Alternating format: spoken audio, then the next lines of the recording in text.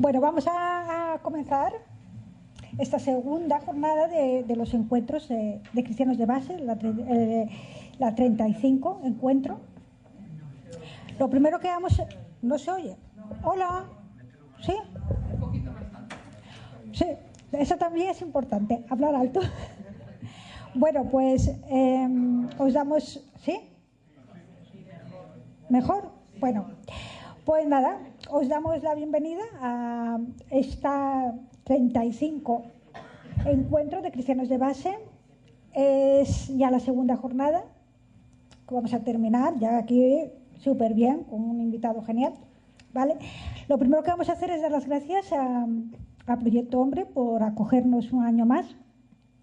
Y bueno, pues informaros eso, que las jornadas son absolutamente gratuitas, estáis todos invitados, es maravilloso. Pero si queréis colaborar, pues tenemos ahí atrás la caja, que colaboréis libremente y sin compromiso, ¿vale? La jornada de hoy se va a repartir en una ponencia que nos va a hacer José Antonio, y después de ella pues vamos a tener un pequeño momento para colocar la sala y tener la Eucaristía, ¿vale? Por eso empezamos un poquito antes que la jornada de ayer. Os voy a presentar a José Antonio, que es un gran amigo. Es una persona, un chico, nacido en Madrid, pero de familia gallega. Estudió en una institución vinculada a los jesuitas, pero ya laica e independiente, Fundación Hogar del Empleado. Enrique Alamán, un jesuita, su profesor de religión, le deja una huella muy profunda. A los 18 años militó en organizaciones libertarias y se interesó por la espiritualidad oriental, el hinduismo y el budismo. Estudia en la Universidad Complutense filosofía semítica, especializado en Biblia y en hebreo. A los 26 años ingresa en el monasterio cisterciense de Santa María de Huerta, en el que permanecerá vinculado 16 años como monje. En este tiempo, además de formarse en teología y filosofía, profundiza en la meditación, la terapia humanista y el psicoanálisis, que le llevará a formarse como máster en counseling con los Camilos. También se vincula a un maestro zen, abriéndose a la interespiritualidad, colaborando en una institución dedicada a la acogida y cuidado de personas sin hogar, llamada Jesús Caminante. Desde el 2008 comienza a promover una propuesta de espiritualidad laica que denomina Monacato Laico, inspirada en Ramón Panikkar, con el que tiene un breve contacto, y en la teología de la liberación, que terminará por concretarse en la actual Asociación Cristianía. Participa en el 15M, como nuestra ponente de ayer, Cristina Monge.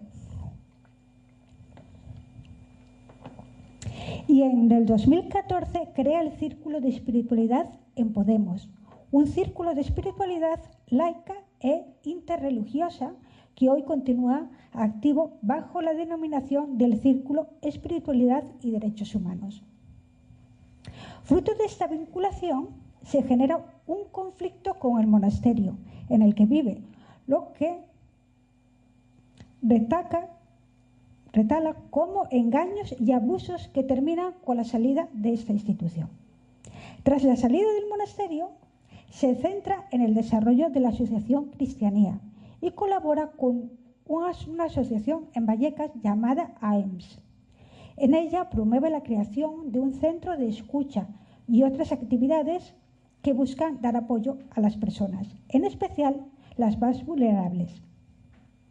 Realiza un posgrado en Mindfulness en la Complutense y se dedica al acompañamiento y la realización periódica de retiros de meditación. En la actualidad es coordinador de otro centro de escucha creado en el barrio del Pilar, en el que ejerce de supervisor. Continúa como coordinador de la Asociación Cristianía, en la que se encarga también de la formación y los retiros de meditación, y lleva una escuela online llamada Monacato Laico, en la que se dan cursos de teología, filosofía y espiritualidad. En el día de hoy, José Antonio, que es muy jovencito, pero tiene una vida muy interesante, va a ofrecernos la ponencia de radicalizar el cristianismo ante la vida vulnerada. Y nuestros encuentros pues tienen como pregunta base, que también la había señalado pues nuestra chica, Cristina Monge, ¿hay esperanza? ¿Cómo es la pregunta? ¿Hay razones? ¿Hay razones para la esperanza? Yo creo que sí que hay razones, porque existen encuentros como este, encuentros que son un espacio de comunicación, pero sobre todo encuentros con amigos que nos vemos todos los años, y amigos nuevos como ese que hoy nos acompaña, José Antonio. Pues nada, pues muchas gracias. Muchas gracias. Pues nada, es una alegría estar aquí. Os agradezco mucho el que hayáis pensado en la posibilidad de que podamos dialogar y compartir sobre este tema. Y bueno, también le doy las gracias a Maritere. Siempre es un poco extraño escuchar, o sea, que hablen de uno, dices, bueno, no sé si seré yo, será otro, pero bueno, algo será de mi historia. Vale, pues si os parece vamos a irnos adentrando como en este tema. Me ha gustado mucho como el lema que se ha elegido, un mundo en colapso, y por eso yo suelo ir utilizando este tipo de cosas que ya están más vistas que... Pero bueno, no es que vaya a leer eso, pero os puede también como servir por ir completando lo que vamos a decir.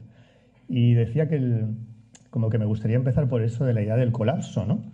Porque todos me parece que estamos como teniendo esa sensación, ¿no? La sensación de que... Tengo una amiga que el otro día dice, estamos en un tiempo muy raro, estamos viviendo algo como muy raro, ¿no? Y nos es como muy difícil diagnosticar o ponerle palabras a lo que parece que está pasando. No sabemos si es como una anomalía que en cualquier momento se va a corregir o realmente está habiendo como una transformación que supone un cambio radicalmente diferente, o que vamos hacia algo radicalmente diferente. Que hayáis elegido lo del colapso parece sugerir que tenemos como esa intuición, ¿no? De que no es simplemente un cambio, temporal, sino que es un cambio que tiene quizá más profundidad de lo que parece, ¿no? Y ahí, sabéis que en colapso, en latín, viene de colabi, que quiere decir caernos juntos. Y me parece que es muy buena palabra. Tenemos la sensación que nos estamos cayendo todos juntos. No se sabe muy bien cómo ni de qué manera, ¿no? Pero cuando en las ciencias sociales se utiliza este término, a veces se refiere para situaciones como eso que pone ahí, ¿no? De repente hay como una pérdida de confianza en el sistema, en cómo van las cosas. Si escuchamos a la gente más joven, veréis que muchos te dicen que no hay futuro, que el futuro va a ser peor, siempre, que van a vivir peor. O sea, hay una pérdida de confianza, algo que no ocurría en otros momentos, ¿no? O esto que dicen de una sobrecarga de complejidad, o sea, como que el propio sistema produce problemas por el mismo hecho de ser el sistema, ¿eh? O sea, produce problemas y luego tiene que arreglar los problemas que ha producido, ¿no? Y luego esta situación, que solo hay que abrir un poco los ojos, de injusticia y de desigualdad, que es tremenda, ¿no? Pero que no tenemos la sensación de que vaya para atrás, sino que parece que se está como extremando, ¿no? Cuando se hace un análisis parece que ahora ya los ultra ricos, ya la distancia que tienen con el resto de los seres humanos cada vez es mayor, ¿no? Y quizá el mayor límite para tener esta sensación de colapso es el ecológico, ¿no? La naturaleza tiene un límite y tenemos la sensación de que nos va a parar, ¿no? De que nos va a decir se acabó, ¿no? Y a la vez, eso de que llamamos la fragilidad sistémica, es decir, que todo repercute en todo, ¿no? Es decir, que lo que pasa en China termina repercutiendo en lo que ocurre en Gijón, ¿no? Bueno, son como algunas de las características de esta idea para describir la situación actual como un colapso. Y ya digo que es un término que que utilizan los científicos de las ciencias sociales para hablar un poco de esta sensación o de esta situación en la que estamos. Entonces, me gustaría como que empezáramos así, como haciendo un pequeño análisis, siguiendo un poco el estilo de nuestra teología, que es una teología que parte de la praxis, que parte de intentar analizar, ¿no? Esto que nos decían en la JOC, ¿no? Ver, juzgar, actuar, pues una cosa así, ¿no? Vamos a partir como de lo que hay y verlo un poco, quizá con una mirada más profunda, y luego también ver esas semillas de esperanza que puedan descubrirse, ¿no? Pero os invito como primero que hagamos una mirada apreciativa, o sea, una mirada de, bueno, ¿qué posibilidades puede tener esta situación tan dura y tan terrible que estamos viviendo? Pues que también hagamos el esfuerzo de ver, bueno, qué líneas puede haber, ¿no? Y si nos ponemos ahí, lo que yo un poco he visto es que tendríamos como dos miradas apreciativas, ¿no? Hay quien nos dice que estamos en un momento que es una transición, pero que esa transición se puede resolver si queremos, ¿no? Si entre todos nos ponemos a ello, en lo que se llama una transición ecosocial, o sea, ir hacia un sistema socialmente más justo y ecológicamente más sostenible. Y hay quienes piensan que ya es algo mucho más, es decir, que lo que estamos es en una crisis de la civilización, una crisis de la cultura en la que vivimos, y lo que consideran como algo esperanzador es que hagamos una transición a una nueva civilización o a una nueva cultura que pensadores como Enrique Dussel llama la transmodernidad, ir más allá de la modernidad, ¿no? Sin perder los elementos emancipatorios, ¿no? de esa modernidad. ¿Vale? Esas son como dos de las posturas que nos vamos a encontrar. Los que están más bueno, es una fase del sistema, pero si nos ponemos a ello podemos como reconducirle, a veces se les llama transicionistas. Escucharéis hablar mucho de la transición ecosocial. Esta última, la encíclica que ha publicado León XIV, si habéis leído, podríamos decir que se sitúa un poco en esa dirección. Estamos en una dirección peligrosa, si seguimos en esa dirección, la dignidad humana, que ya es pisoteada a diario, lo va a ser todavía mucho más, pero si cortamos ese giro podemos como recuperar el sistema, ¿no? En general, si veis esta encíclica veréis que habla mucho de la doctrina social. Ya sabéis que la doctrina social en general es una doctrina que intenta salvar el sistema, vamos a decir así, ¿eh? Intenta humanizarlo, pero nunca como que haya intentado ir más allá del sistema, por llamarlo así, moderno, ¿eh? En el sentido de el sistema capitalista, liberal, occidental, que nace, dicen algunos, con la conquista de América, ¿eh? Más o menos, con esa etapa. ¿Vale? Los que ven esto como una crisis civilizatoria nos van a decir que más bien podrá tardar más o menos, pero estamos chocando contra unos límites que no se pueden ya resolver dentro de este modelo en el que vivimos. El propio modelo está en crisis. No es que haya una crisis dentro del sistema, es que el sistema es la crisis. Y por lo tanto lo que nos van a proponer es la necesidad de un cambio radical. Y en esos discursos vais a escuchar hablar del decrecimiento, hay que reducir la producción y el consumo, de la relocalización, es decir, tener menos dependencia del mercado global, de las redes globales, ¿no? La necesidad como eso de crear una civilización que sea más sostenible, que no consuma tanta energía, ¿no? Y luego necesitamos como reconstruir el tejido social, ¿no? Esto que a veces se llama la resiliencia comunitaria. Porque ya veréis que la modernidad, que ya veréis que cuando se hace un análisis se suele ver en ella como un rostro luminoso y un rostro de sombra. Su lado de sombra lo que ha potenciado es el individualismo radical, ¿no? Con lo cual las sociedades están muy faltas de comunidades, cooperativas, redes de cooperación, etc. Las comunidades de base pues son un ejemplo de lo contrario, ¿no?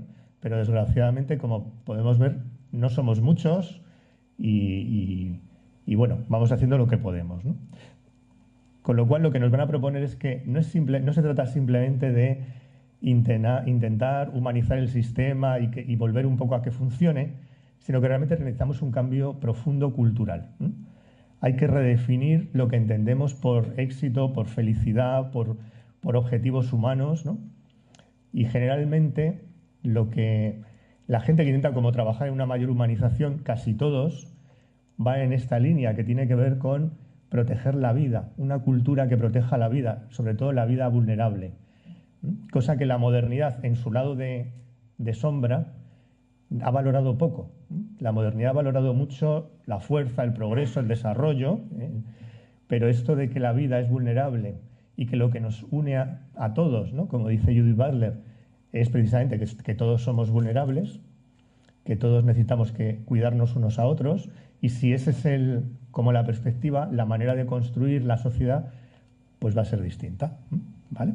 En general, estos que llamaríamos una postura de eso, del colapso, ¿no? De cambiar, pues nos van a hablar de la necesidad de un cambio todavía mucho más radical.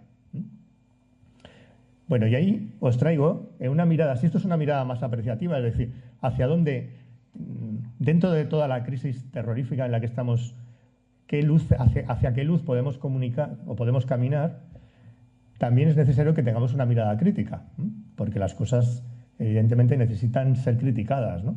Y necesitan no solo ver hacia dónde vamos, sino qué es lo que no está funcionando. Y ahí os he traído dos lecturas que podríamos decir críticas y que van un poco en esta línea. Varoufakis, que recordaréis que fue el ministro de Syriza, ¿no?, en Grecia, habla de que la nueva fase en la que estamos ya no la llama neoliberalismo, la llama tecnofeudalismo. Es decir, hemos pasado a un capitalismo que ya casi no es ni el capitalismo tradicional, en el sentido de que los grandes poderes del mundo son ahora mismo, como sabéis, los que tienen las plataformas digitales, que no compiten, ya no hay un mercado. Tienen ya los clientes fijos porque todos necesitamos usarlas, les pagamos un alquiler como a los señores feudales, que por pasar por sus puentes, por sus molinos había que pagarles, todos les estamos pagando, ellos están enriqueciéndose de una manera impresionante, no tienen que competir y están adquiriendo unos niveles de poder que escapan a los estados, que llevan una acumulación de la riqueza que además no es productiva, es meramente tecnológica, ¿no? Bueno, pues para Varoufakis habría que hablar de que ya no es el neoliberalismo, es algo bastante más, podríamos decir, aterrador, que es este tecnofeudalismo en el que estamos todos prácticamente sometidos y que, aunque no te des ni cuenta, estás engordando el poder y la cuenta de estos señores, ¿no? Varoufakis está más en la línea de que si ponemos los controles públicos y democratizamos las estructuras digitales, si hay una respuesta política, podemos reorganizar el sistema. Es más un transicionista que un colapsicionista, por así. Pero os he querido traer un pensador español, Raúl Sánchez Cedillo, que tiene más una visión, si queréis, un poco más pesimista o optimista, depende de cómo lo veamos, pero en el análisis de que tenemos que no tanto volver a salvar el sistema o humanizarlo, sino pasar a otro modelo de civilización y de proyecto social, ¿no? A él, el momento en el que estamos no le llama tecnocapitalismo o tecnofeudalismo, sino que directamente le llama el régimen de la guerra, en el sentido de que para Raúl Sánchez Cedillo y para otros autores podríamos decir que las élites, conscientes de los límites a los que estamos llegando, etcétera, han decidido, digamos, que sobrevivir en medio de la catástrofe. ¿Y cómo van a sobrevivir? Gestionando el miedo, gestionando la guerra, generando un caos donde de alguna manera ellas controlen unas facetas de cierto equilibrio que ellas controlan y el resto vivimos como una especie de angustia y de caos y de guerra constante. Él habla de que que estamos en un proceso, como veis, de militarización, donde la guerra ya no va a ser una excepción. Se va a utilizar como un instrumento político ya normalizado.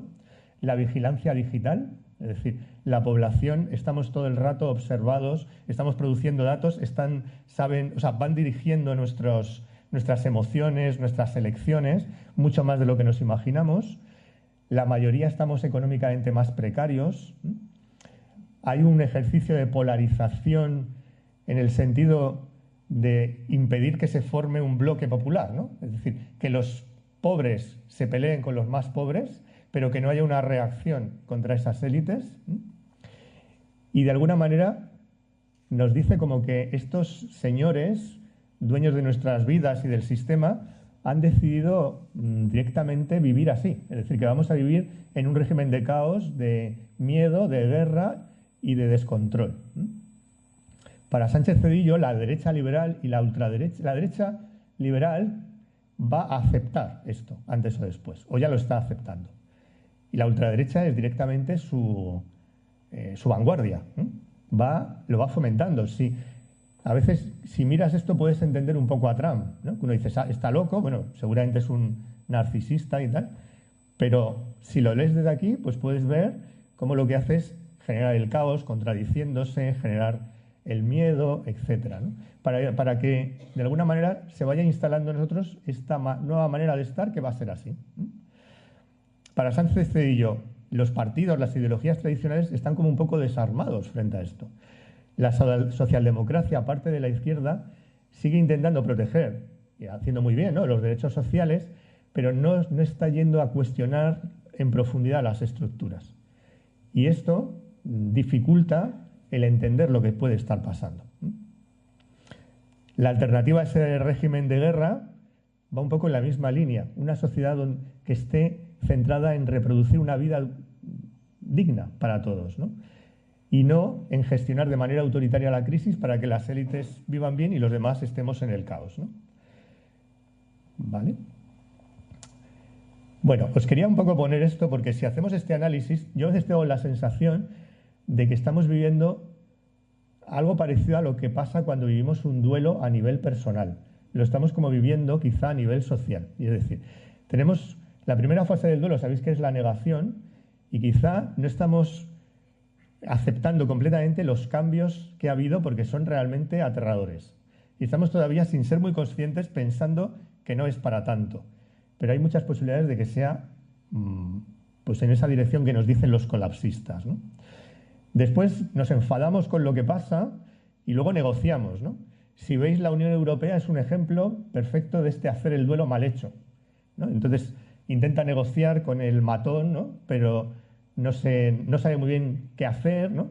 Luego, después de la negociación, nos deprimimos, ¿no? Nos quedamos deprimidos. Y normalmente en un duelo, hasta que uno no acepta, es decir, aceptar no quiere decir que todo esté bien, ¿eh? Quiere decir, el mundo ha cambiado y a veces las cosas son peor de lo que nos imaginamos, o la situación es bastante más dura de lo que a veces nos imaginamos, porque es a partir de ahí cuando podemos ver hacia dónde caminar con esperanza.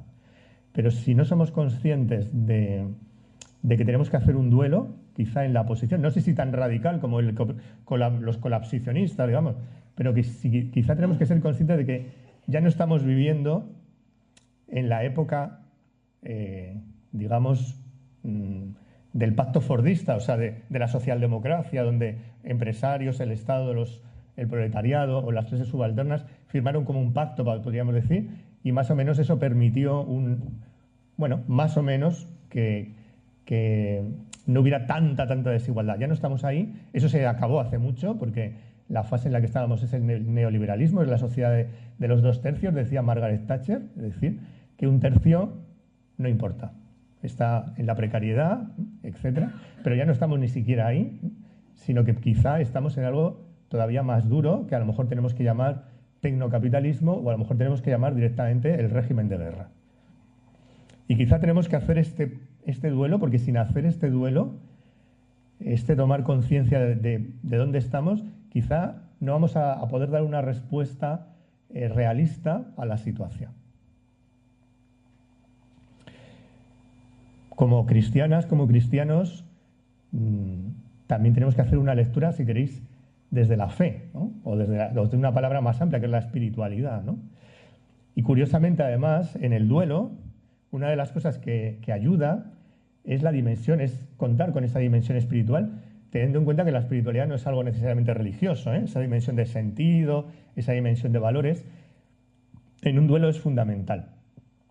Ahí os he traído a José Carlos Bermejo, de Los Camilos, ¿no?, que son especialistas en el duelo y donde se ha visto que la espiritualidad puede ayudar, pero no cualquier espiritualidad.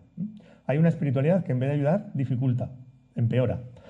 Y hay una espiritualidad religiosa o no religiosa, es decir, una motivación, un sentido, unos valores que sí pueden ayudarnos.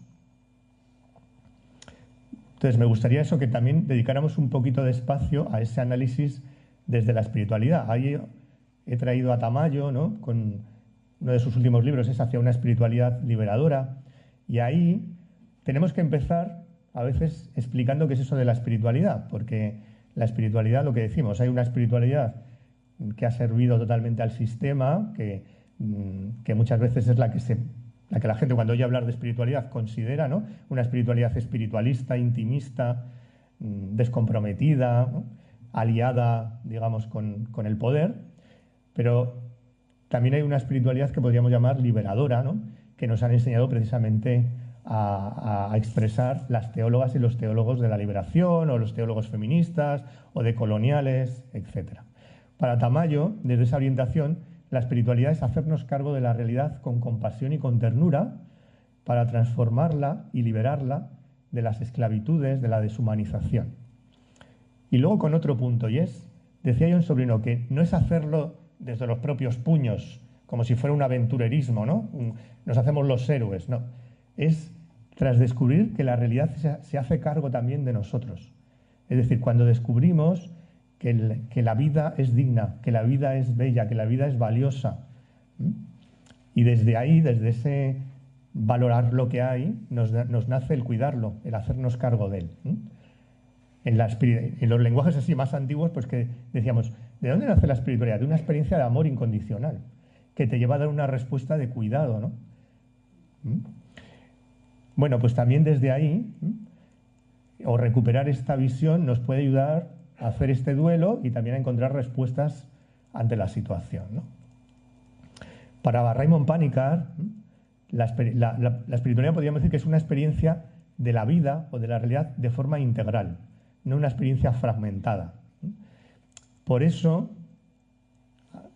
muchos filósofos, teólogos, pero curiosamente también ateos, el filósofo Comte Sponville considera que la espiritualidad es como es como la experiencia, al ser la experiencia como más integral, es decir, que permite como habitar todas las dimensiones de una manera unida. El propio Comte Sponville, que ya digo es un hombre ateo, considera que la espiritualidad es la función más elevada del ser humano. Es como la dimensión más propia de lo humano, pero entendiendo la espiritualidad por esto, la espiritualidad no es lo contrario del materialismo, es decir, podría haber una espiritualidad, si queremos, materialista. Para entenderlo diríamos la espiritualidad es lo contrario del egoísmo. La espiritualidad es ese deseo de liberar, de transformar, etc. Y eso lo puede vivir el creyente, el no creyente, etc. Además, Panikkar quiso siempre subrayar que debajo de toda propuesta cultural, se nombre o no se nombre, hay una espiritualidad, hay una propuesta espiritual, religiosa o no religiosa. Toda cultura tiene un mito, toda cultura tiene como una experiencia profunda de lo que es la realidad, de lo que es la vida, de lo que es el ser humano, que nos transmite muchas veces sin que seamos conscientes de ello. Y una de las razones por las que una cultura puede entrar en crisis es cuando esa dimensión se pierde. Es decir, cuando ya no hay una propuesta, digamos, humanizadora y transformadora de lo real, ¿no? Hay simplemente un estar en la vida y sin más, ¿no? Cuando se hace un análisis de la espiritualidad de Occidente, siempre lo primero que se va a ver es que el Occidente moderno, ese Occidente que nació, nos dicen los pensadores decoloniales, con el descubrimiento de América, y quizá un poco antes, ¿no?, ha terminado hipertrofiando la técnica, hipertrofiando el desarrollo, hipertrofiando el extractivismo, no respetando los límites ecológicos, etc. Y la dimensión que podríamos llamar contemplativa, sapiencial, que es una dimensión también fundamental, pues ha sido como olvidada, entre otras muchas, ¿no? Y decíamos que no se trata de la espiritualidad o no la espiritualidad, sino de qué espiritualidad nos mueve, ¿no? ¿Qué anhelo de liberación nos mueve? Y ahí en ese sentido traigo a Dussel. Él, cuando hace un análisis de esto que llamaríamos la modernidad, nos habla como de dos tipos de modernidad que pueden reflejar dos tipos de espiritualidad o de motivaciones profundas que mueven a los seres humanos en ese sistema. Lo que él llama la modernidad emancipadora, que sería, podríamos decir, fruto de una espiritualidad, vamos a decir, sana, que la modernidad buscó la defensa de la dignidad humana, las críticas a los poderes absolutos, una racionalidad crítica, la emancipación, la libertad, ¿no? Y pone como ejemplo de esto la Escuela de Salamanca. Con todas sus limitaciones, por primera vez, una potencia imperial va a criticar, sus pensadores van a criticar su propia acción, ¿no? Y van a criticar el proceso colonizador como un proceso deshumanizador, ¿no? Ya digo, limitadamente, pero es como el origen de esta modernidad emancipadora, que luego muchos pensadores han hablado de esta dialéctica de la modernidad, ¿no? Una modernidad que tiene un lado de luz, podríamos decir un lado de sombra. El lado de sombra le llama Dussel la modernidad dominadora. ¿Y qué es esa modernidad dominadora? Pues este proyecto imperial europeo que supuso la negación de las otras culturas, de los otros saberes, de los otros pueblos, y la idea de que el modo europeo de ser era el modo universal y único para todos. Bueno, pues también para entender los mecanismos, los posibles mecanismos que haya detrás de esas espiritualidades de la modernidad dominadora o la modernidad emancipadora, os he traído a este teólogo que a lo mejor conocéis, Antonio González, un jesuita, pero que quizá el discípulo que conoce mejor a Ellacuría, un discípulo de Ellacuría, pero que hoy en día es un miembro de la Iglesia anabaptista, y él habla como de dos maneras de vivir la espiritualidad, lo que llamaríamos la espiritualidad de la retribución, que tiene que ver con esta falta de darle valor a la vida, como si no tuviéramos valor y nos lo tenemos que ganar a través del esfuerzo, de las obras, del mérito, de tal manera que esto nos lleva a una idea del misterio de Dios, una idea del ser humano muy determinada y que ya veréis que está muy en consonancia con el capitalismo. Es decir, vales por lo que hagas. Tu Dios te cuida si haces lo que Él quiere. Si no, te va a castigar.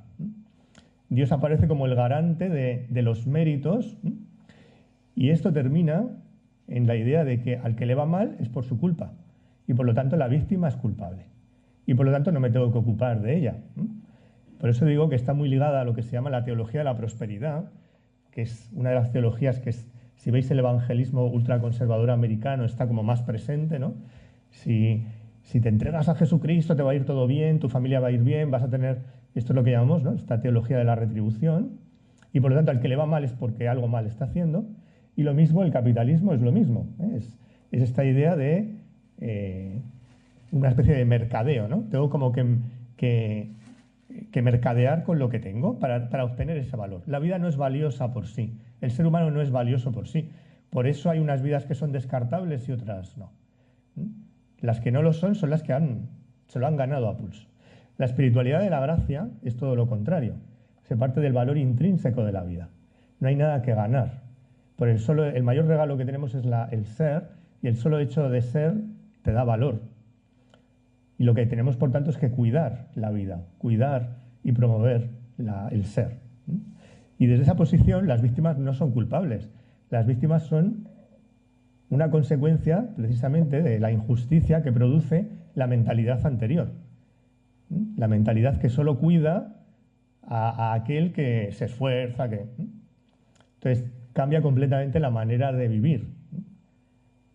O vivimos desde esta especie de productivismo, o vivimos desde una respuesta cuidadosa a la vida, que no tiene nada que ganar, no tiene que competir, porque todos somos valiosos antes de que nos demos un valor haciendo esto o aquello. Esa experiencia del Dios de la gratuidad, lo que nos da como respuesta, o lo que nace en el corazón, es precisamente eso: promover la vida y, por tanto, promover la liberación de toda vida vulnerada, de toda esclavitud, de toda injusticia. Nos sitúa de manera muy distinta. Por eso digo que no toda espiritualidad nos va a ayudar. Tenéis aquí a Walter Benjamin, que él corrigió un poco a Max Weber. Max Weber decía que el capitalismo era consecuencia de una derivada del calvinismo, ¿no? El calvinismo decía, como sabéis, ¿no? Estamos predestinados a la salvación, a la condenación, pero ¿cuál es el signo de que eres predestinado? Que te va bien en los negocios. Si tienes dinero, eso indica que te va bien. Teología de la prosperidad. Y entonces Max Weber decía esto y terminó generando el modelo capitalista, ¿no? Pero Walter Benjamin va a decir, no es simplemente que hay una influencia, es que hay todo un cristianismo, toda una espiritualidad que ha dado lugar, o sea, que es el propio capitalismo, que se ha convertido en el capitalismo. El capitalismo es, por tanto, una religión, una espiritualidad que tiene mucho que ver con esta espiritualidad de la retribución, con esta espiritualidad de que las víctimas son culpables de lo que les pasa. Y acompañando a esa sombra del capitalismo para que lo veamos más, porque ha habido muchas miradas en los últimos tiempos, esta modernidad en su sombra es una modernidad con un paradigma individualista. Nos han enseñado como que el yo es antes que la relación, pero cuando uno analiza fenomenológicamente la existencia, lo que descubre es que antes de todo es la relación, y luego llega el individuo, ¿no? Somos seres relacionales. Pero el paradigma en el que se nos ha educado es el paradigma individualista. Y eso es un paradigma también muy capitalista. Aquí os he traído algunas.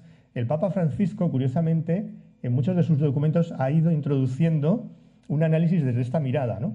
Desde la mirada relacional, y nos hace críticas al individualismo, desde la mirada decolonial. Es decir, tenemos también eso, que hacer una relectura de la modernidad occidental, porque la modernidad occidental se ha construido a partir de la supremacía colonial. Y la colonialidad no es simplemente un tema de poder político, imperial, es mucho más. Es sobre todo un desprecio hacia las cosmovisiones de los otros pueblos, hacia las epistemologías del sur, dice Boaventura de Santos.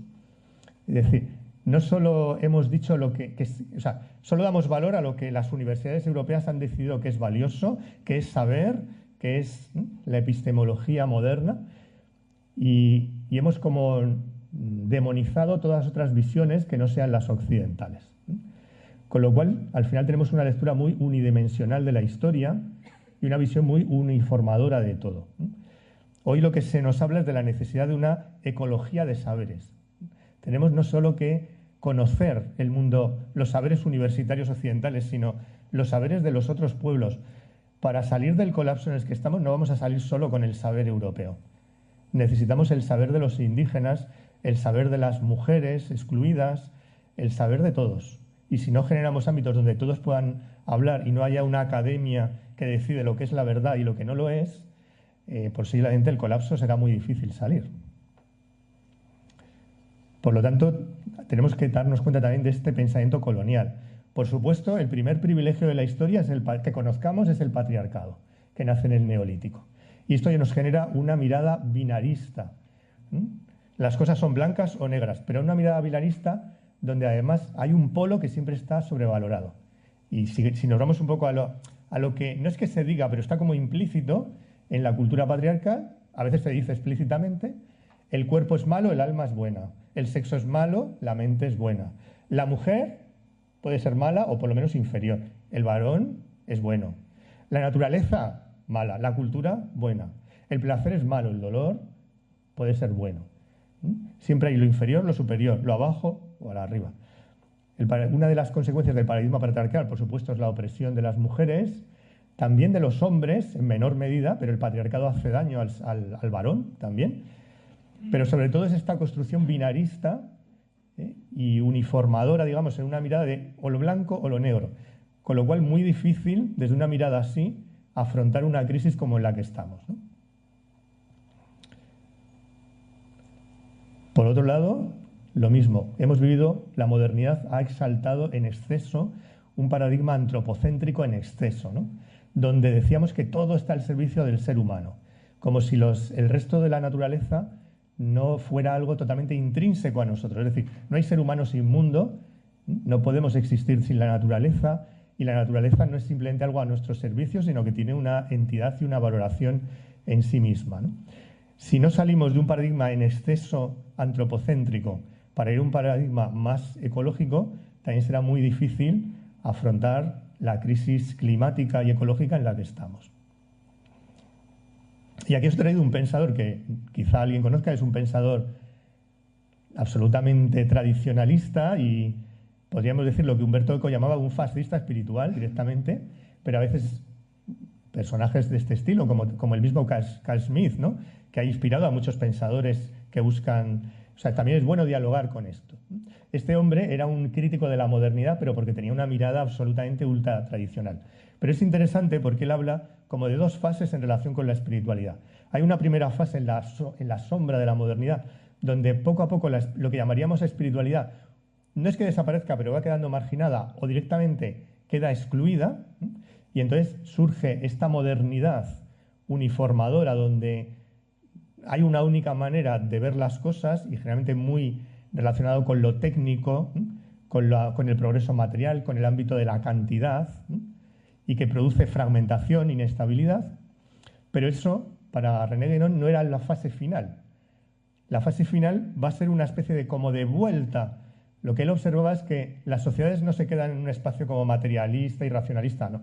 Porque esa dimensión no es capaz de abarcar todo lo que somos, porque no somos seres solo racionales. Tenemos todo un fondo irracional que eso solo desde la razón no lo abarcas. Como no haya también instrumentos, y la espiritualidad es uno de ellos, eso no se va a sostener. La sociedad se resquebraja solo si la intentas afrontar desde la exclusiva razón.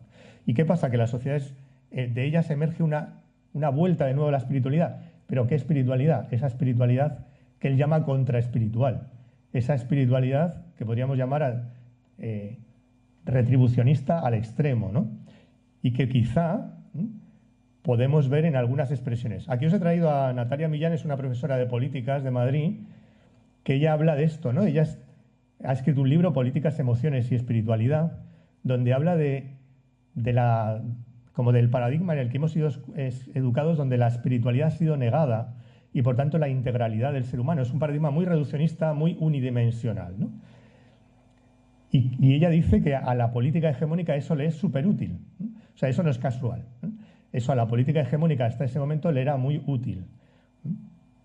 Ahora, ya digo, creo que están habiendo como brotes de que lo que está surgiendo es una contraespiritualidad. Aquí os traigo al bueno del señor Trump con este montón de pastores evangélicos, ejemplo de lo que Tamayo llama el cristofascismo. Un fundamentalismo cristiano totalmente entregado a la extrema derecha que cree que el mensaje del cristianismo es construir, o sea, defender el orden establecido. Ese es el mensaje. O sea, Cristo, parece ser, según esta lectura, que lo que vino es a defender el orden imperial americano o a defender el orden del sistema. Por lo tanto, pues... Pero esto todo con un lenguaje desde la espiritualidad. Esto sería un ejemplo de lo que llamaríamos espiritualidad contraespiritual, o si le damos un lenguaje simbólico, ¿no? Pero es una espiritualidad diabólica, en el sentido que Leonardo nos explica que es diabolos, que es lo que divide, lo que nos fragmenta, algo igual que el símbolo es lo que nos une, el diabolos es lo que nos fragmenta, ¿no?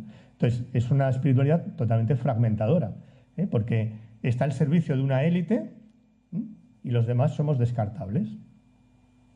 Y parece ser que el cristianismo, según esta lectura, esa es su función. Parecerá una locura, pero yo lo he escuchado, ¿no? Determinadas maneras de vivir el cristianismo que dicen, no, yo es que soy una persona de orden, yo soy cristiano porque soy una persona de orden. Está implícitamente diciéndonos que él entiende el cristianismo como una especie de defender el sistema. El cristianismo está defendiendo el sistema frente a la horda que va a quitar este sistema, ¿no? Bueno, después de ese recorrido, me gustaría un poco eso, que no nos quedemos solo con este análisis, un poco de las posibilidades, de la situación, pero también desde la espiritualidad, sino que veamos eso, si hay razones para la esperanza. Bueno, y ahí os he traído algunas pensadoras y pensadores que nos dan razones, ¿no? Una es Hannah Arendt con su filosofía de la natalidad, ¿no? Que nos, a diferencia de autores como Heidegger, que decía el ser humano es un ser para la muerte, ella lo que nos dice es que el ser humano siempre es capaz de lo nuevo. El ser humano, si algo lo caracteriza, es que es posible, que le es posible que surja lo nuevo, ¿no? Por eso habla de la filosofía de la natalidad, de lo nuevo, ¿eh? Del nacimiento. Si eso es así, está en nuestra mano, ¿no?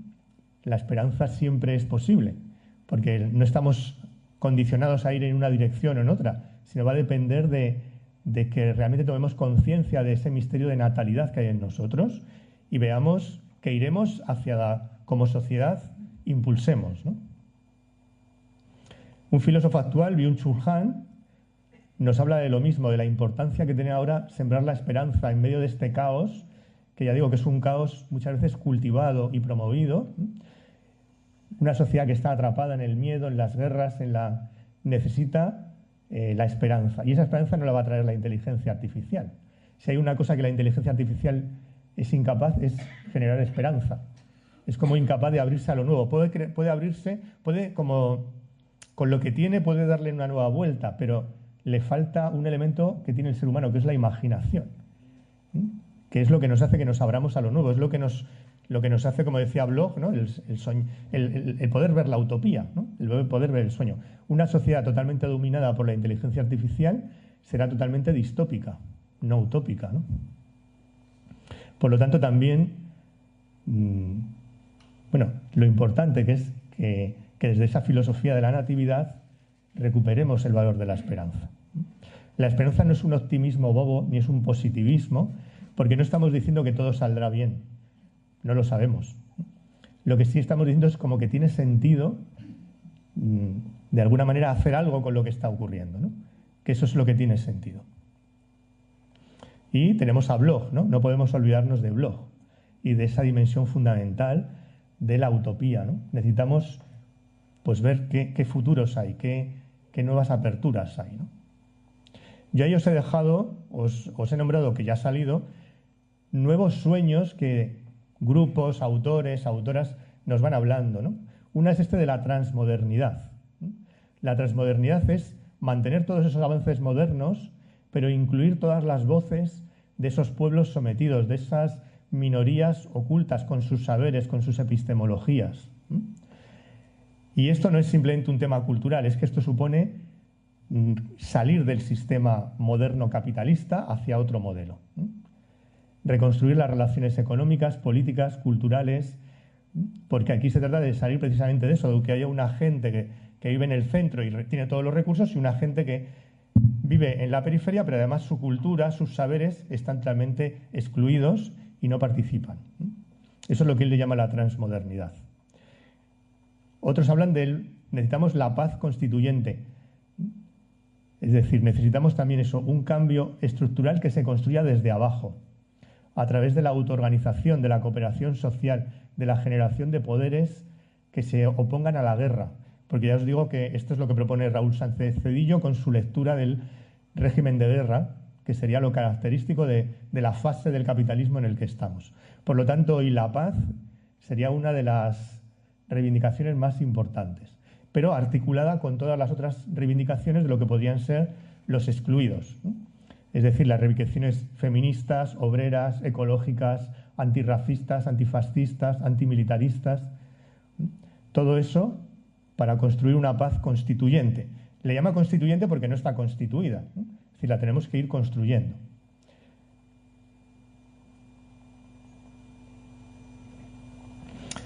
Dentro del ámbito de lo que llamaríamos la construcción de la subjetividad, donde la psicología tiene un ámbito importante, uno de los caminos hacia donde van las terapias, digamos, más humanistas, existenciales, más conscientes también de su compromiso, digamos, político, nos hablan de que necesitamos salir de eso que se llama, nos hemos construido como individuos separados, individuos que están como aislados, y tenemos que caminar hacia una conciencia relacional, a vernos como una identidad única, pero abierta y en relación con todo, y que somos precisamente por esa relación con todos los demás.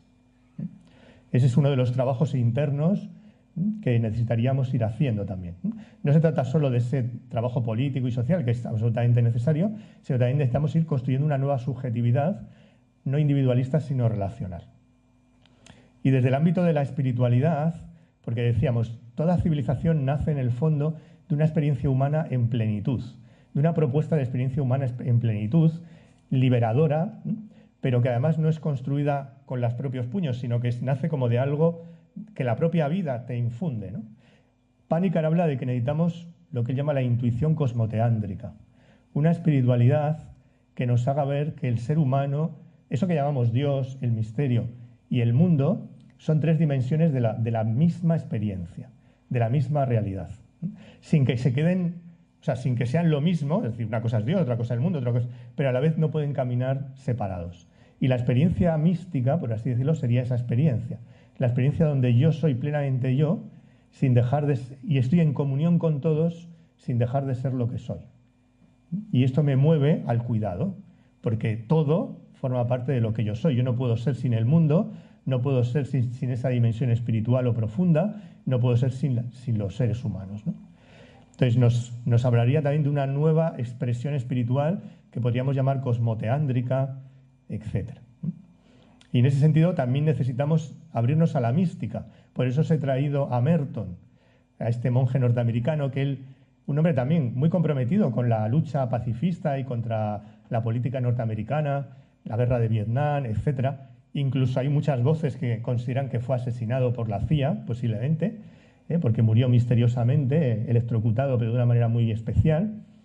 Y él hablaba de que cualquier cambio radical, social, cultural, político, además de todos estos cambios de los que hablamos, de la subjetividad, de las estructuras, necesitamos también que venga de esa dimensión espiritual, de esa dimensión profunda. Si no, el cambio no va a ser completo, no va a ser integral. ¿Vale? Él lo expresa en términos muy cristianos, ¿no? Entonces, va a decir, la presencia de Dios es lo que finalmente puede cambiar totalmente una estructura, una persona, una nación. Y por tanto, uno de los trabajos que tenemos que hacer es ayudar a los seres humanos a unirse a esa presencia, a esa experiencia que podemos llamar cosmoteándrica. Si lo hacemos solo desde la mente, desde los puños, podemos muy seguramente quemarnos, pero es que además como que nos falta dimensiones. Bueno, él hablaba de por lo menos tener en cuenta, él le da una enorme importancia a esa dimensión, si no le damos tanta, pero por lo menos que la incluyamos. Y esa dimensión supone también cultivar el silencio, la atención, supone cultivar... El silencio no es estar callado, necesariamente, el silencio es escuchar, es aprender a escuchar. Y también necesitamos, él decía, la soledad. O sea, necesitamos que a la gente no esté todo el rato hiperestimulada con mensajes. Eso es otra manera de dificultar que nos desidentifiquemos de los yos construidos por el sistema, ¿no? La necesidad de una cierta soledad, de una defensa de la intimidad. Erich Fromm, por ejemplo, decía que habría que prohibir la publicidad, o por lo menos esta publicidad invasiva constante, ¿no? Porque está atacando directamente estos ámbitos de la soledad, de la intimidad. Entonces también tenemos que tener en cuenta esa dimensión. También cultivar este silencio, que puede ser un silencio silencio como de atención o silencio de escucha. Si no hay silencio, hay alienación, nos va a decir Merton. Y también eso, necesitamos espiritualidades comprometidas, espiritualidades que no sean pseudo-espiritualidades, que no sean espiritualismos, que no sean mensajes que dicen que ser espiritual es decir que todo está bien, que todo es perfecto, etcétera, porque todo eso, claro, es totalmente el mensaje del sistema. También en ese sentido tenemos que ser críticos con la espiritualidad, ¿eh? Habría que caminar eso hacia una espiritualidad encarnada, una espiritualidad de la liberación, que ve la espiritualidad como ese impulso para liberar, cuidar la vida y liberarla de las esclavitudes, las alienaciones en todos los ámbitos. Ahí tenemos los cristianos en Jesús de Nazaret un ejemplo, como sabéis. Esta espiritualidad es, por tanto, una promoción de la igualdad, de la justicia, de la fraternidad, de la inclusión. Si yo medito 20 horas al día, pero no trabajo por nada de esto, pues, bueno, viviré una espiritualidad, pero no es será la espiritualidad, digamos, del sistema, ¿no? Afín al sistema, no es la espiritualidad liberadora. Y esta espiritualidad tiene que ir asumiendo todas estas nuevas sensibilidades, es decir, la crítica al patriarcado, al racismo, al colonialismo, a las estructuras de dominación en todos sus ámbitos. Tiene que ser una espiritualidad comunitaria, porque decimos que es urgente que creemos redes comunitarias. Pues una espiritualidad que se vive totalmente en soledad, seguramente es incompleta para ayudar a transformar la realidad, ¿no? Una espiritualidad ecofeminista, ¿no? Una espiritualidad que no es exclusiva de creyentes ni de no creyentes, es de todos, ni se tiene por qué llamar ni siquiera así, porque a veces a otras personas le llamarán ética, le llamarán ideología política, su ideología, su cosmovisión, puede tener muchos nombres. Paniker hablaba de los equivalentes homeomórficos, o sea, podemos utilizar diferentes palabras para cosas que tienen la misma función, no tenemos que al otro obligarle a que utilice nuestra palabra. ¿Vale? Y necesitamos, por lo tanto, nuevos paradigmas desde esa espiritualidad, del paradigma individualista al paradigma relacional. Es decir, descubrir que todo es relación, nosotros también. El paradigma decolonial. Es decir, necesitamos la colaboración de todas las culturas, de todas las identidades, de todas las minorías, por así decirlo. No podemos pensar que hay un pensar subalterno y un pensar superior que es el nuestro, etc. Un paradigma feminista que nos ayuda a recuperar dimensiones como la dimensión de la experiencia, del cuerpo, la dimensión digamos, del poder como cuidado y no como sometimiento, todo lo que los pensadores y pensadoras feministas nos van diciendo. Y ese paradigma ecológico, ¿no? Que es un poco lo mismo, descubrir que somos en relación con el mundo. Y un paradigma fundamental, si estamos en un régimen de guerra, es el paradigma no violento. Judith Butler habla de que quizá tenemos que construir desde la vulnerabilidad, es decir, construir sociedades que son conscientes que somos vulnerables, que la vulnerabilidad no es una excepción, es una condición constitutiva que nos une a todos. Y que la violencia no es una excepción, tampoco es un marco político, que se manifiesta hoy en día en que unas vidas pueden ser lloradas y otras vidas no. Si mueren 1000 palestinos, nadie... Bueno, a lo mejor algo se dice, pero ahora muere un europeo y tenemos... en todos momentos, ¿no? Hay unas vidas que no cuentan y otras sí. Eso es lo que se llama la necropolítica.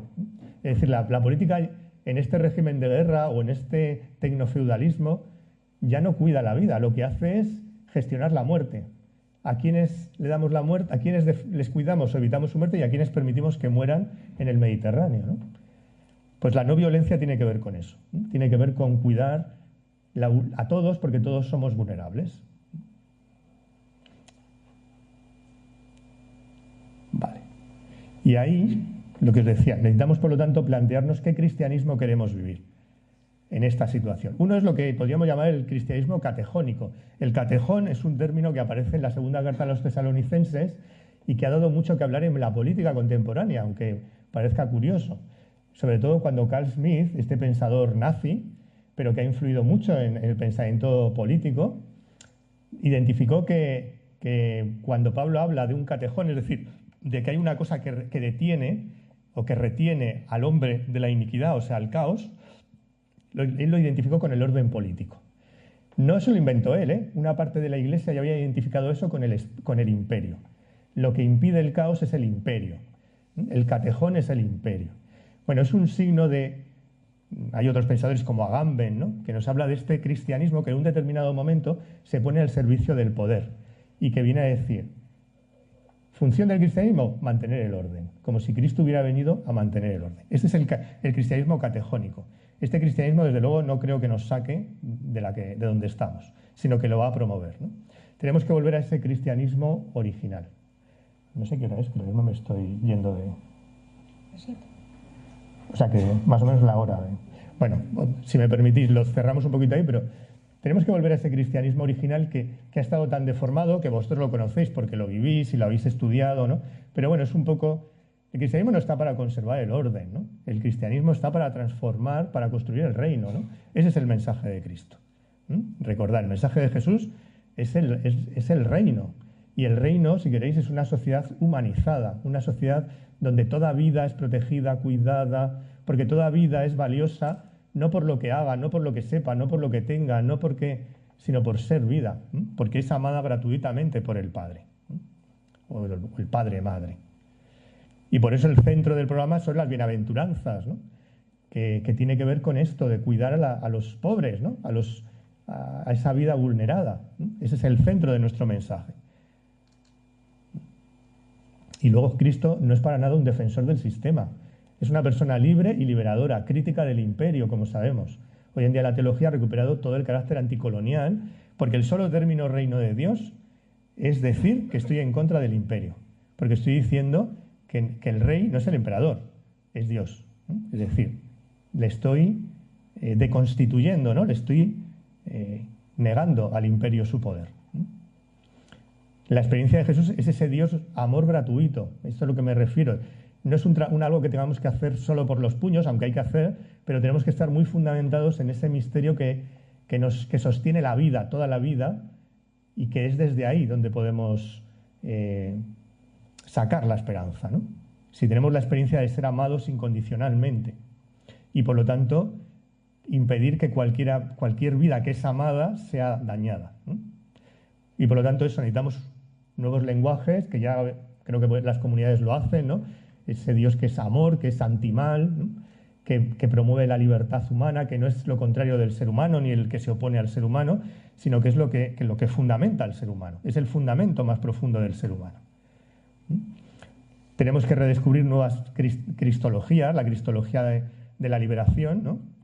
Este Cristo que ha venido eso a transformar, ¿no? y a liberarnos y a denunciar la injusticia, ¿no?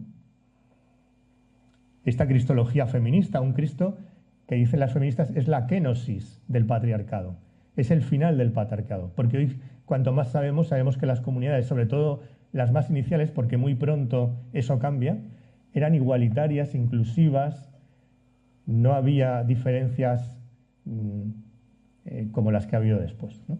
Entonces, en Cristo hay una propuesta feminista, leído con nuestras palabras hoy en día, ¿no?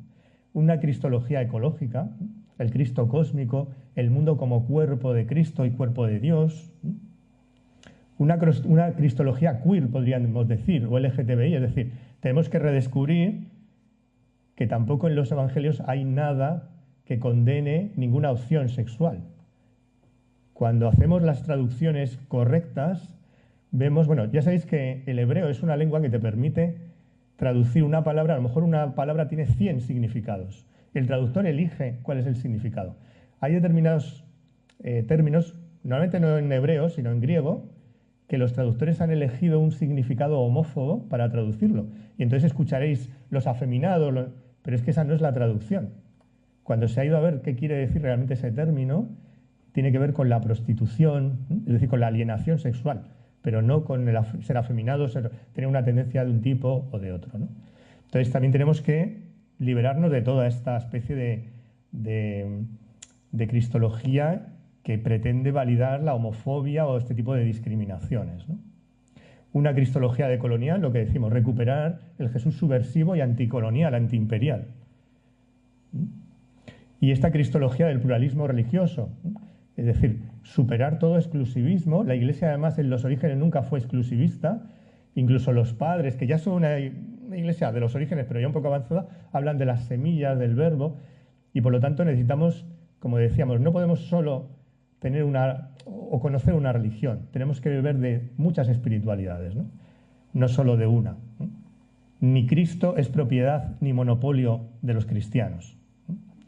De alguna manera, nos diría Pánica, necesitamos que haya una nueva cristofanía que se exprese en estos términos, es decir, una nueva experiencia mística, si queréis, y una nueva experiencia humana y social que se exprese en estos términos y que dé lugar, de alguna manera, o a una nueva fase de la sociedad o incluso al origen de una nueva cultura que podríamos llamar transmoderna. ¿Vale? Para eso, lo que decimos, necesitamos también una reforma, bueno, lo que estamos diciendo, la Iglesia institucional es muy difícil que pueda ir en esta dirección. El camino, como sabemos, tiene que ser las comunidades y tiene que ser desde abajo. Si no, lo que nos decía, ¿no? Una eclesiogénesis. La Iglesia tiene que nacer de las comunidades, como fueron las primeras comunidades. La Iglesia institucional posiblemente ha hecho, vamos a decir así, tan malas opciones durante tanto tiempo que yo creo que no tiene salvación. Está ya totalmente imbuida dentro del sistema. Quizá haya cosas que se puedan ir salvando, pero si no hay comunidades, o sea, es una cosa muy importante, aunque parece que somos cada vez poco más mayores y tal, es súper importante que haya comunidades alternativas porque eso hace ver que es posible otra iglesia. Porque si no se habla de ello y no se ve. Y eso es lo que a mucha gente, no sé si ahora o dentro de un tiempo, le va a permitir ver que el espíritu, si le queremos llamar así, el camino humanizador va por ahí y no va por la institución que está terroríficamente enferma, por decirlo suavemente, ¿no? Entonces necesitamos estas comunidades que ya no son iglesia institucional, sino son iglesia teológicamente, ¿no? Es decir, allí donde hay liberación, donde hay cuidado de la vida, allá hay iglesia. ¿Vale? Y luego, ya por último, solo decir que un libro que nos puede ayudar en estos tiempos puede ser el libro del Apocalipsis, súper importante para las comunidades latinoamericanas. Pero claro, el Apocalipsis quitándole toda la lectura errónea. El Apocalipsis no es un código del fin del mundo, es un texto de resistencia de comunidades marginales en contra de la persecución imperial.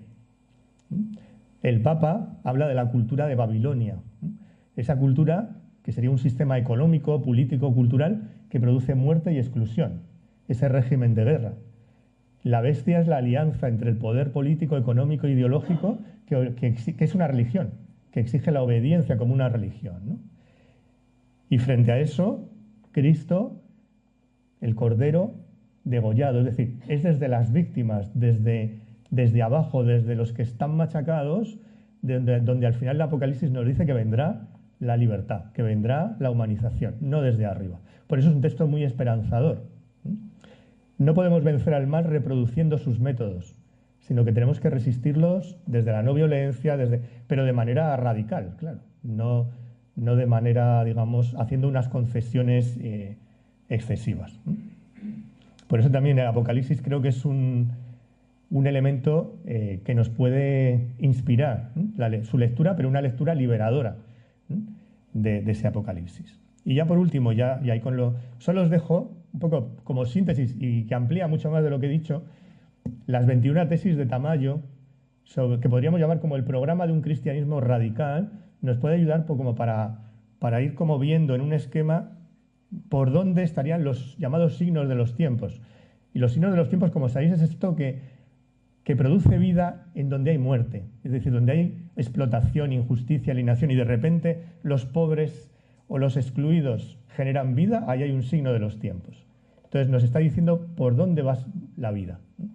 Quitar los dogmas, desjerarquizar, despatriarcalizar, comunidades igualitarias, una fe crítica, desprivatizar la fe, hay que vivirla en lo íntimo, como hemos visto, la subjetividad es muy importante, pero también en lo social, decolonizar la teología. No podemos hacer teología solo desde Occidente, tenemos que tener un diálogo con todas las culturas. El cristianismo no es propiedad de la Iglesia, ¿no? Deseclesiastizar el cristianismo, descapitalizar el cristianismo, la alianza con el capital, desmercantilizar el cristianismo, lo mismo. Hacerlo ecológico, humanizarlo, heretizar la teología. Necesitamos más herejes, porque de ahí viene lo nuevo, de ahí viene las nuevas herejes en el sentido de que se salen del sistema, ¿no? Democratizar la Iglesia no es solo un tema de sínodo, es mucho más que eso. La compasión como principio teológico, la utopía, cristianismo como utopía, la colaboración con todos los movimientos sociales. Necesitamos trabajar con estos movimientos que están trabajando por eso, por combatir el imperio, ¿no? Comunidades donde la pluralidad y el diálogo sean posibles, porque a veces también nuestras comunidades parece que solo tiene que haber una visión. Necesitamos construir que todos podamos, lo que nos tiene que unir es la espiritualidad, es decir, la lucha por la liberación. Por lo tanto, dice Tamayo, un cristianismo inclusivo, ecoigualitario, fraterno, sororal. Y ahí lo dejo.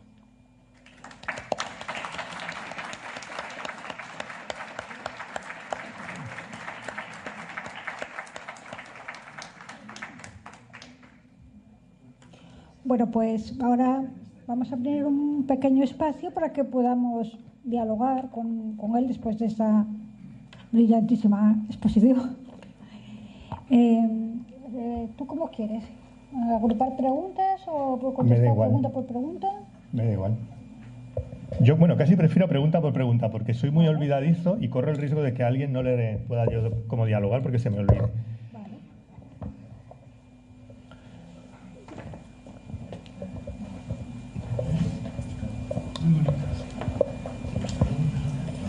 Me ha parecido muy interesante. Lo que pasa es que ha sido tanta cosa y tan rápido que, bueno, pero me ha parecido interesante. Yo quería preguntarte por el ángel caído.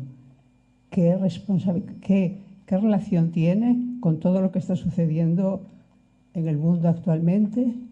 ¿Y cómo crees tú que de alguna manera sus tentáculos penetran en todo, ¿no?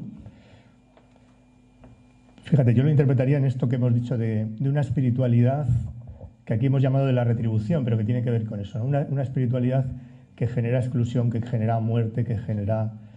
Y que eso al final genera una estructura, ¿no? Lo que llamamos un pecado estructural, es decir, que muchas veces ya no solo es que haya personas que también, que lo potencian, sino que estamos todos, a veces sin poderlo evitar, metidos en ese sistema. Y por lo tanto necesitamos cambios estructurales, no solo buena voluntad. Tengo unos amigos sufís que decían, bueno, su maestro les decía, bueno, pues si tenemos personas equilibradas, santas, ¿no?, si queréis, en el poder, para nada, da igual, porque el poder tiene una lógica, tiene una estructura que va a impedir que por muy santo, eso sí hay, o cambiamos la estructura, ese ángel que maneja, ¿no?, esa espiritualidad de la retribución, esa espiritualidad de la muerte, ¿no?, que gestiona la muerte, o cambiamos eso o no hay salida, ¿no?, aunque pongas gente estupenda en los lugares.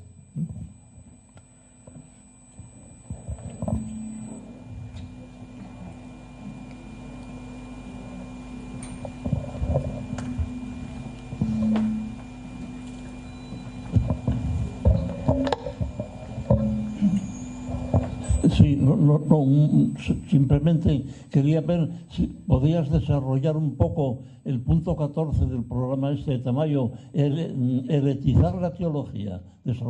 Parece interesante. Sí, a ver, debería él como a lo mejor explicarlo más, pero yo lo que entiendo que propone Tamayo es esta necesidad de en vez de perseguir las voces disonantes, que es la tendencia de la teología, digamos, de palacio, ¿no?, que promovamos precisamente que la gente investigue, se equivoque, es decir, se haga un poco hereje, a eso se refiere, es decir, que promovamos que los teólogos investiguen, se puedan equivocar y tal, y eso lo valoremos en vez de estar con la estaca levantada a ver si está dicho lo que el dogma dice que hay que decir, ¿eh? Entiendo que a eso se refiere, es decir, una teología mucho más libre. Tenemos que el paradigma de la teología tiene que ser libre, total libertad de pensamiento, y eso hoy en día no ocurre, ¿eh? Yo tengo amigas, por ejemplo, que han sido expulsadas por hacer una teología feminista en las supuestas facultades progresistas, como comillas, que bueno, es mucho decir, pero es supuestamente más, por supuesto, más progresistas que la facultad de San Damaso, por ejemplo, en Madrid. Pues entre comillas, muy entre comillas, ¿no? Pero todavía seguimos así, es decir, hay mucho miedo, mucho miedo. Y esto que estamos hablando, tú puedes estudiar, o sea, si veis la formación que se les da a los sacerdotes, no saben nada de esto. Se les da una formación que ellos creen estar muy formados, pero es una deformación, ¿no? Es una formación palaciega, ¿no?, de la teología palaciega, ¿no? Entonces creo que se refiere a eso. Es decir, como que pongamos como modelo al hereje, como modelo del teólogo. Es decir, hay que investigar, aunque sea equivocándose, y porque eso nos va a ayudar a eso, a llegar a muchas más visiones, a muchas más puntos de vista, y estamos en un momento donde lo peor que podemos hacer es intentar, desde un único lugar, afrontar la situación, porque seguramente se nos van a escapar muchas cosas.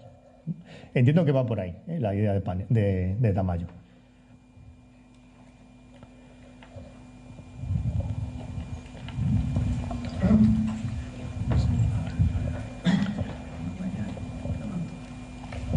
Buenas tardes y muchísimas gracias. Hay un fenómeno que me llama la atención y es la profusión de predicados que acompañan a la palabra teología, de manera que, en primer término, yo no sé si entran en colisión con otras disciplinas y si luego también la epistemología de esas teologías tiene como punto central la relación del hombre con Dios o no es así. Simplemente eso. Gracias. Quizá una... Bueno, a mí me gusta un poco la idea de Panecker, que en realidad la teología es una filosofía, es filosofía. O sea, es como una mirada filosófica que incluye la dimensión del misterio. Fíjate que ni siquiera, en mi opinión, tiene por qué hablar de Dios necesariamente. Es decir, puede hablar de Dios como una expresión del misterio, pero podemos hacer teologías, o podríamos hablar de la teología, desde esa dimensión del misterio, tal como la entienda quien considera. Entonces sería hacer filosofía desde esa dimensión del misterio, o incluyendo esa dimensión del misterio, y en diálogo con lo que llamamos las palabras, ¿no? Los símbolos, los diferentes símbolos que la humanidad nos ha ido dando, que expresan la experiencia de su relación con el misterio. Pero la teología al final es para la vida, o sea, es incluyendo esa dimensión, cómo transformar la realidad incluyendo esa dimensión, cómo transformamos, liberamos, cuidamos la vida incluyendo esa dimensión.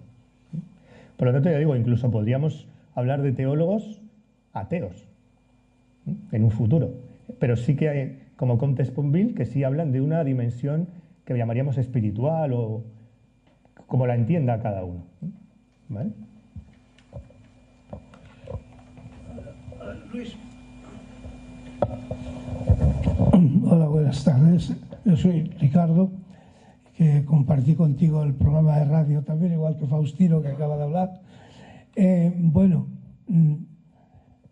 A ver, yo creo que efectivamente o somos capaces de caminar por este cristianismo radical o realmente de alguna forma el mensaje de Jesús lo estamos dejando fuera de combate. Es decir, si solo el mensaje de Jesús está presente en la parte eclesiástica, ontológico-cultural de la institución, con su modelo de cristiandad, etcétera, pues bueno, yo respeto mucho a las personas que están ahí y que eso les da un valor en la vida, pero como aportación genuina a una nueva humanidad, que es lo que en definitiva propugna el Evangelio, pues creo que no funciona eso. Y efectivamente entonces esta radicalidad en la que, por un lado, el compartirlo con otras religiones y por otro lado, el compartirlo con los no creyentes, porque ¿qué sería del mundo sin la fe de los no creyentes? Entonces, necesariamente, ¿cuántas veces tenemos que estar hablando de Dios sin mencionar a Dios? Es decir, porque lo que estamos transmitiendo es la transformación de la humanidad que nosotros entendemos, interpretamos que está en el mensaje evangélico, en el mensaje de Jesús, pero que desde luego necesita un lenguaje material de la realidad. Ese materialismo es necesario, porque Jesús era un auténtico materialista. No sé si me he sabido explicar. Sí, muy bien, muchas gracias. Sí, un poco, solo me quedo con esto del final, es decir, a veces ya desde la antigüedad, el término espiritual es un término muy ambiguo, porque la cultura griega como que opone lo espiritual y lo material, ¿no? Pero realmente en la cultura judía y por tanto en la cultura cristiana y en la cultura semítica en general, las tradiciones de Abraham, lo contrario de la espiritualidad no es la materia, porque la espiritualidad se vive en la materia es espiritual, vamos a decir, como diría Teilhard de Chardin, ¿no? Lo contrario de la espiritualidad es el egoísmo, es la injusticia, es la conformidad, eso es la muerte de la espiritualidad, no el tema de que vivamos en la realidad y le demos valor a la realidad. Entonces tenemos que salir también de esas. Desgraciadamente ahora hay como unas renovaciones que son interesantes, pero que yo creo que también tenemos que reflexionar sobre ellas, que en el fondo vuelven a ser como espiritualismos. Y se nos habla de la no dualidad, el posteísmo, no sé qué, que todos son propuestas muy interesantes, ¿no? O sea, quiero decir que son todas muy rescatables, pero que también hay que tener una reflexión crítica con eso, porque muchas veces son propuestas que terminan volviéndonos a llevar a una especie de espiritualismo descomprometido, donde uno simplemente se va hacia su interior, ahí encuentra su equilibrio y su paz, y luego llega a la conclusión de que todo es perfecto y todo está bien. Entonces, bueno, no es una propuesta esta de una espiritualidad espiritualoide que sea ajena a nuestros tiempos, ¿eh? Está volviendo. Ya os decía, el propio Guénon, que era un hombre, digo, ultraconservador, pero él decía que el final, pero vamos, lo dicen los autores rusos. Soloviev dice, el problema nunca, o sea, al final lo que se va a enfrentar no es el materialismo y la creencia, ese no es el final. El final va a ser dos espiritualidades. La espiritualidad de la muerte, por así decirlo, de la exclusión, de la espiritualidad del descompromiso, o la espiritualidad de la liberación, de la cooperación. Esas son las dos espiritualidades que se van a enfrentar. No es un tema de materialismo o ateísmo o no, porque en ese ateísmo puede haber una espiritualidad potentísima desde ese punto de vista, ¿no? Es decir, una capacidad de compromiso y liberación y humanización muy amplia, ¿no? Entonces también es otro de los temas que a mí me inquieta ahora. Necesitamos eso, abrirnos a estos lenguajes más contemplativos y tal, porque creo que eso es valioso, pero sin perder el carácter liberador, ¿no? El carácter comprometido, y luego sin caer en ciertas falacias filosóficas y tal, que nos llevan de nuevo a un idealismo. Nos hablan de la no dualidad como si solo existiera la mente, solo existiera la conciencia. Eso son cosas ya más viejas que la Tana, es el idealismo de toda la vida, y además son desde mi punto de vista, una manipulación del mensaje de las filosofías orientales, que cuando se conocen en profundidad no hablan de eso, sino que lo que están hablando es en esta línea de la relación, que todo es relación, ¿eh? Cuando están diciendo como que todo está en unidad, cuando se habla de la no dualidad, fijaros que no dicen unidad, ¿eh? Dicen no dualidad, porque no quieren decir unidad, quieren decir que cada cosa es lo que es, pero a la vez está abierta a las demás, está en relación, ¿eh?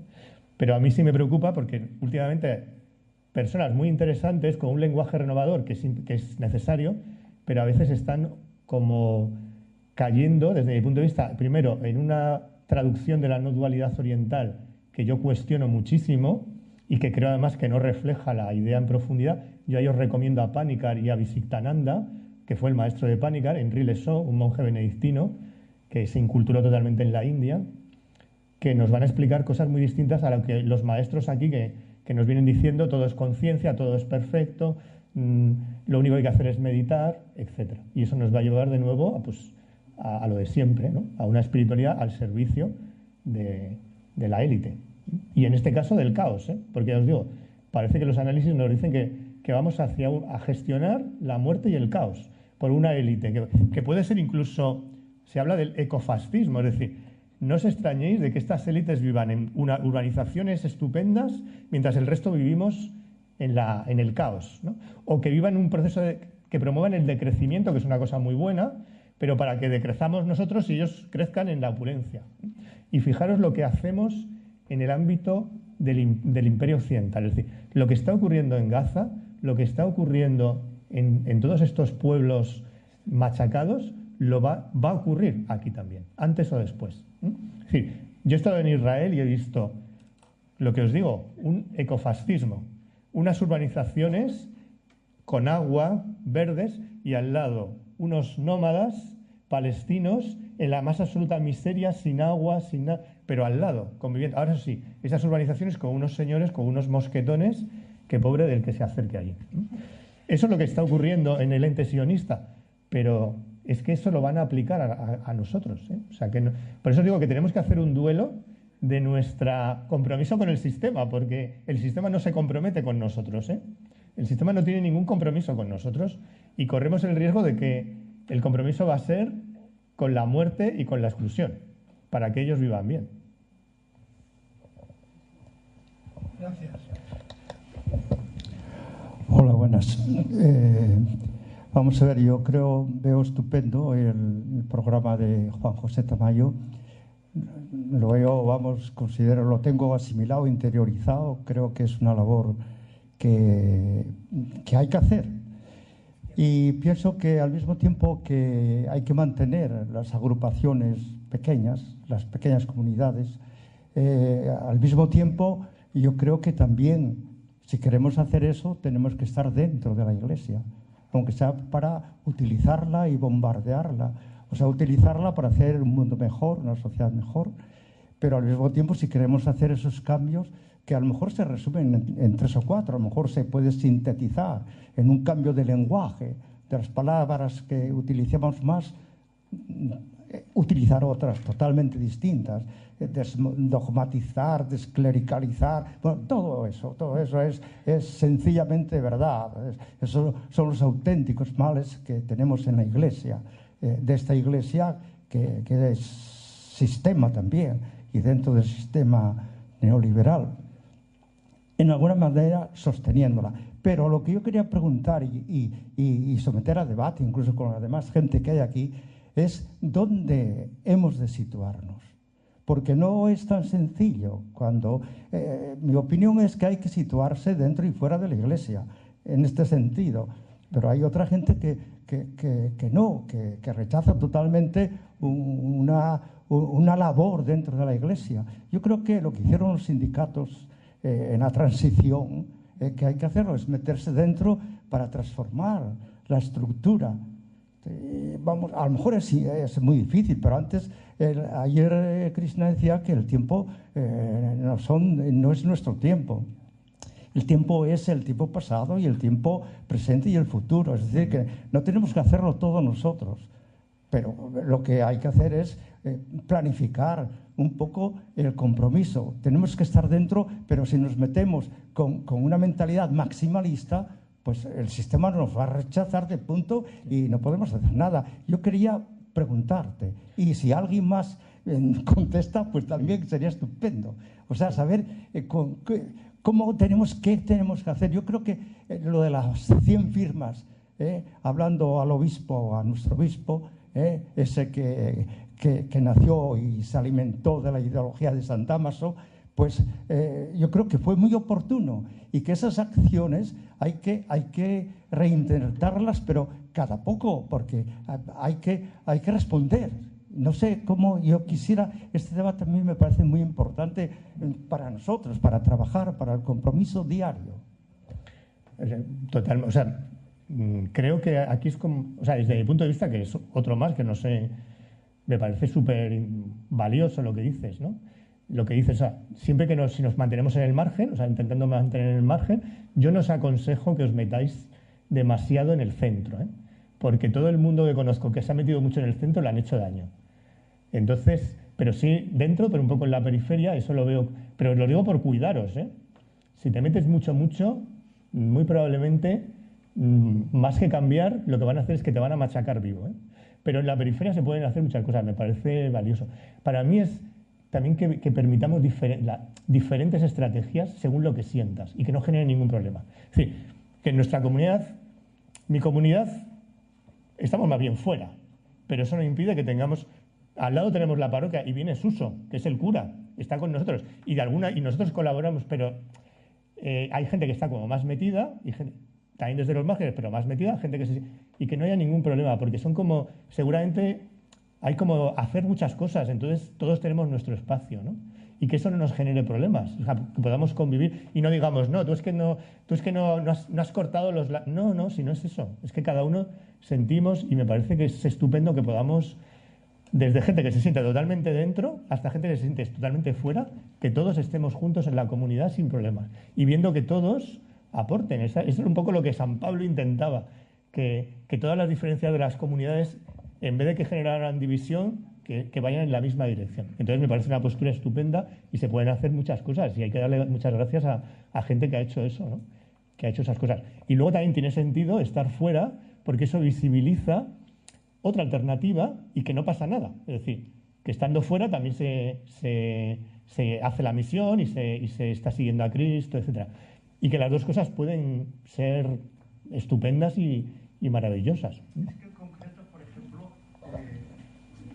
yo soy partidario de participar en el sínodo, desde fuera de la Iglesia, que yo prácticamente estoy bastante fuera. Participar, y si se llegase, por ejemplo aquí en Asturias, si se llegase a conseguir que la Iglesia asturiana fuese una iglesia sinodal, daríamos un paso gigantesco. Sí. Que fuese más participativa, que hubiese más fraternidad entre los miembros, que, bueno, a mí me parece que sería estupendo.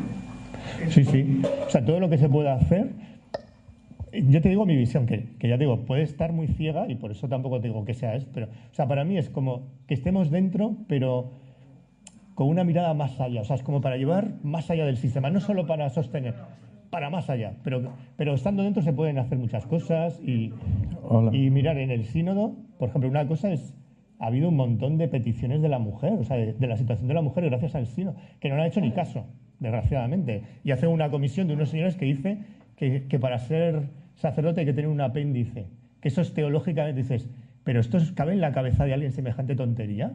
Eso lo puede, pues sí, lo dicen unos señores y el señor Papa dice que eso le parece estupendo, ¿no? Porque es política, porque sabemos perfectamente que cuando hablas con ellos en privado, saben perfectamente que, salvo los que son como el obispo de aquí, que es otro universo, claro, es otro universo, o otros que conozco, ¿no? Que es otro universo, que te habla de que todo es el complot de la masonería, que somos todos...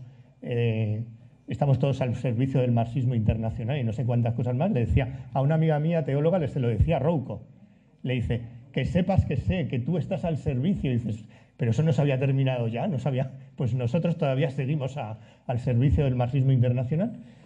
Bueno, pues salvo eso, se hacen muchas cosas, o sea, sí se puede hacer muchas cosas. Lo están haciendo las mujeres con la revuelta, dentro y fuera, porque tenemos presbíteras que ya están celebrando en las comunidades y mujeres que dentro están dando la batalla. Entonces necesitamos todo, que no se, y que eso no nos genere problemas, que todo el mundo sea valorado en su misión. Vamos a recibir la pregunta de ella como último. Vale. Yo voy a dar una visión muy ingenua. Me llamo Luis, soy profe de primaria, lo comenté ayer también. A mí me parece que podemos hacer una visión más ingenua todavía, ¿no? Como cuando yo trabajo con los niños. Aquí somos todos miembros, hijos de una familia diferente. Yo os pediría, levantad la mano los que os cambiaríais de familia. ¿Qué pasa? ¿Que en vuestras familias no hay problemas? ¿Son perfectas? Pero a que no las cambiáis por ninguna. El problema es que estar en la iglesia y estar de perfil, o decir que estamos fuera y dedicarnos a criticar a este, al otro, si el primero que me tengo que criticar soy yo. Es decir, yo hago lo que tengo que hacer dentro de la iglesia. Es decir, yo creo en la verdad revelada. Creo en la palabra, con mayúscula, no en la del obispo, no en la del otro, no, la palabra revelada, porque tenemos esa ventaja. Sí es verdad, hay que ver todas las religiones, todas las culturas, pero precisamente para dar gracias a Dios, porque tenemos la verdad revelada. Cristo es la verdad, es el verbo. Entonces, la santidad está en transparentar a ese Cristo, en dejar que se vea a Cristo. Y probablemente nuestra iglesia no está dejando ver a Cristo de verdad, probablemente. Pero a lo mejor la culpa la tengo yo, no mi obispo, no mi párroco, que a lo mejor predica muy bien desde el ambón, pero después no da testimonio de vida. Como decía Teresa de Calcuta a los padres, cuando decían, es que mis hijos no me escuchan, decían, no te preocupes que no te escuchen. Te observan todo el día. Tenemos que dar testimonio, pero no de palabrita. Hacemos unos discursos con palabras esdrújulas que no entiende nadie, y yo lo que creo es que tenemos que dar testimonio con nuestro trabajo, porque nuestra fe no es teoría. Nuestra fe es un acontecimiento que tenemos que vivir, que es que Cristo se hizo hombre, dio la vida por nosotros, por ti y por mí, y está vivo entre nosotros, está aquí presente entre nosotros. Eso es la única verdad que yo creo como iglesia. Lo demás es pasajero, lo demás pasa. Sí, mira, es otra visión que me parece que aporta, en el sentido ese de el trabajo no es algo solo externo, sino también interno, pero también externo. O sea, es como que ampliemos. Yo sí te animaría como que a eso también le añadas la otra dimensión externa, que tiene que ver con con cambios estructurales, porque eso también son dimensiones necesarias, ¿eh? Pero que si no va acompañado del cambio interno, pues tampoco tiene sentido, ¿no? Pero aquí es como que tengamos una visión amplia y que todas las voces pueden aprobar, o sea, pueden apoyarse las unas a las otras, en ese sentido, ¿no? Por eso quiero decir que depende de la sensibilidad de cada uno. Si todos buscamos pues ese seguimiento de Cristo que supone liberación, que supone transformación, cada uno va a poner como su sensibilidad, pero también que respete como que el otro pueda tener una sensibilidad en otra dirección, ¿eh? Y se vaya todo entrelazando, eso es. Y lo mismo, que la Iglesia, yo la puedo entender de una manera y otro la va a entender de otra, ¿eh? Que la Iglesia no es la institución, es decir, que yo puedo sentir que estoy en la Iglesia y no estoy en la institución necesariamente. Que si hago una crítica a la Iglesia no quiere decir que estoy diciendo que yo me creo mejor que nadie y nada de eso, ¿eh? Sino que también tenemos que tener capacidad. Y lo mismo, también la metáfora de la familia es muy bonita, pero también recordemos que Cristo para nada absolutizó la familia, ¿eh? Para nada. O sea, la familia no es como lo único. Incluso hay gente que, aquí no lo hemos levantado seguramente, pero habría gente que te levanta la mano, ¿eh? Porque yo te digo que yo hago escucha y hay familias que hay gente que te dice, menos mal que no estoy con mi familia. Y eso no quiere decir que yo reconozca que pertenezco a esa familia, todo lo que me ha dado y tal. Pero no siempre, el amor no es siempre no decir ni criticar, ¿no? Sino que es hacer la crítica con el amor, ¿no? Desde el amor, o intentando hacer el amor. Pero si el amor no me permite como hacer ninguna crítica, quizá tengo ahí también eso como una dificultad, ¿eh? Porque, o sea, fíjate que es la propia Iglesia que se llama a sí misma prostituta, ¿eh? La Iglesia se denomina a sí misma prostituta, en el sentido de decir que se sabe infiel. Eso es un término teológico ortodoxo. Entonces, necesitamos que los creyentes sean críticos. Si los creyentes no son críticos, la Iglesia se va al desastre. Creo que no lo compartes, pero para mí es que ya te digo, igual que tú necesitas que te critiquen, porque si no te engrandeces, pues la Iglesia también. O sea, es como todo el mundo, necesitamos una crítica, pero hecha con amor, hecha desde el amor. Bueno, es que tenemos que cortar, porque es que el centro se cierra a las 9:30 de la Eucaristía. Pues vamos a la Eucaristía. Pero bueno, muchas gracias. Esto me daba fuerte cortaros, pero es que se nos tira el tiempo encima. Somos personas que vivimos en una sociedad, en un cuerpo y en un tiempo. Es que no tienes el micro. ¿Dónde está? Pues eso. Tenemos que respetar. Bueno, que lo siento mucho, no quiero cortaros. Pero es que tenemos que respetar la realidad, el aquí y ahora. Y es que vivimos en un mundo finito. Y es que a las 9:30 el centro se cierra. Entonces, no quería cortaros, pero la realidad es la que es. Esa es. ¿Eh? Muy bien. Gracias.